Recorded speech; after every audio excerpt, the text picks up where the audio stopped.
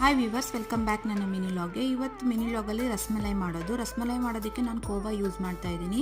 ಕೋವಾನ ನೀಟಾಗಿ ಸ್ಮ್ಯಾಶ್ ಮಾಡಿಟ್ಕೊಂಡು ಅದಕ್ಕೆ ಸ್ವಲ್ಪ ಅಕ್ಕಿ ಹಿಟ್ಟು ಹಾಕ್ಬಿಟ್ಟು ಮಿಕ್ಸ್ ಮಾಡಿಟ್ಕೊಂಡು ಒಂದು ಕನ್ಸಿಸ್ಟೆನ್ಸಿ ಬರೋವರೆಗೂ ಮಿಕ್ಸ್ ಮಾಡಿಬಿಟ್ಟು ಈ ಥರ ಒಂದು 3 ಆಗೋವಷ್ಟು ರೌಂಡ್ ಶೇಪಲ್ಲಿ ಮಾಡಿಟ್ಕೊಂಡಿದ್ದೀನಿ. ಅದಾದಮೇಲೆ ಅದನ್ನು ಸ್ವಲ್ಪ ಸೈಡಿಗೆ ಇಟ್ಬಿಟ್ಟು ಡ್ರೈ ಫ್ರೂಟ್ಸ್ನ ಫ್ರೈ ಮಾಡ್ಕೊತಾ ಇದ್ದೀನಿ. ಅದಕ್ಕೆ ನಾನು ಪಂಪ್ಕಿನ್ ಸೀಡ್ಸು, ಬಾದಾಮಿ ಮತ್ತು ಗೋಡಂಬಿ ತೊಗೊಂಡಿದ್ದೀನಿ. ಅದಷ್ಟು ಫ್ರೈ ಆದಮೇಲೆ ಮತ್ತೆ ಅದೇ ಕಡಾಯಿಗೆ ನಾನು ಸ್ವಲ್ಪ ಹಾಲು ಹಾಕ್ಬಿಟ್ಟು ಅದನ್ನು ಏನು ಮಾಡಿಟ್ಕೊಂಡಿರ್ತೀವಲ್ಲ ರಸಮಲೈ ರೌಂಡ್ ಶೇಪಲ್ಲಿ ಅವನ್ನ ಹಾಕ್ಬಿಟ್ಟು 1-2 ನಿಮಿಷ ಫ್ರೈ ಮಾಡ್ಕೋಬೇಕು. ಅದಾದಮೇಲೆ ಶುಗರ್ನ ಆ್ಯಡ್ ಮಾಡಬೇಕು.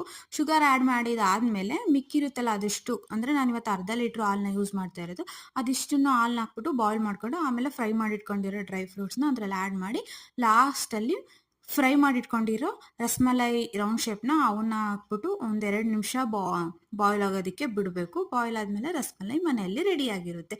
ಸಿಗ್ತೀನಿ ನೆಕ್ಸ್ಟ್ ಮಿನಿ ಲಾಗಲ್ಲಿ. ಟೇಕ್ ಕೇರ್, ಬಾಯ್.